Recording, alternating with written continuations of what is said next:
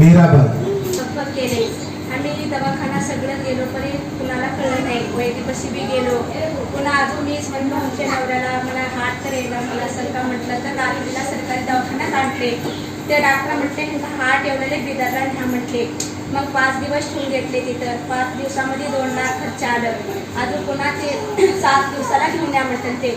अजून गेलो मग आणि 15,000चे गोळ्या दिले त्यांनी. अजून नंतर आलो. अजून महिन्याला असंच या म्हणून म्हटले कोर्स करा म्हणून सांगले. आता थोडे नॉर्मल आले.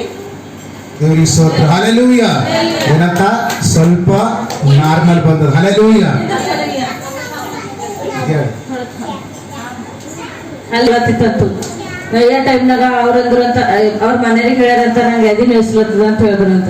ಹೇಳಿದ್ಮೇಲೆ ನನಗೆ ಹಾರ್ಟಿಗಿನ ಹುಟ್ಟೋಗ್ಯಾನ ಯಾಕೋ ಎದಿನ ಎಸ್ಲತ್ತದ ಅಂದ್ರೆ ಅವ್ರ ಮನೆಯವರು ಹಾಸ್ಪಿಟಲ್ ಕರ್ಕೊಂಡು ಹೋಗ್ಯಾರ. ಹಾಸ್ಪಿಟಲ್ ಹೋಗಿ ಅಲ್ಲಿ ಅಡ್ಮಿಟ್ ಆದಾಗ ಅಲ್ಲಿ 5 ದಿವಸ ಅಡ್ಮಿಟ್ ಆಗ್ಯಾರಂತ. ಅಡ್ಮಿಟ್ ಆದ್ಮೇಲೆ ಅವರು ಎಲ್ಲ ಟೆಸ್ಟ್ ಮಾಡಿ ಅವ್ರದ್ರ ಇವರಿಗೆ ಹಾರ್ಟ್ ಪ್ರಾಬ್ಲಮ್ ಅದ ಮತ್ತೆ 7 ದಿವಸ ಆದ್ಮೇಲೆ ಬರ್ರಿ ಅಂತ ಹೇಳಿದ್ರಂತ. ಮತ್ತೆ 7 ದಿವಸ ಆದ್ಮೇಲೆ ಹೋಗ್ಯಾರಂತ. ಹೋದ್ಮೇಲೆ ನೀವು ತಿಂಗಳಿಗೆ ಬಂದು ತೋರಿಸ್ಕೋಬೇಕು ನಿಮಗೆ ಪ್ರಾಬ್ಲಮ್ ಅದ ಅಂತ ಹೇಳಿದ್ರಂತ. ಮತ್ತೆ ಇವ್ರು ಚರ್ಚಿಗೆ ಬಂದ್ರು. ಚರ್ಚಿಗೆ ಬಂದಿದ್ದು ಪಾಸ್ಟರ್ ಪ್ರೇಯರ್ ಮಾಡಿದ್ರು.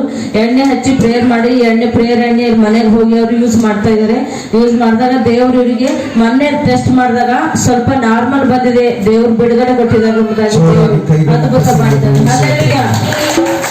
Hallelujah hallelujah. ದೇವರಿಗೆ ಸ್ತೋತ್ರ.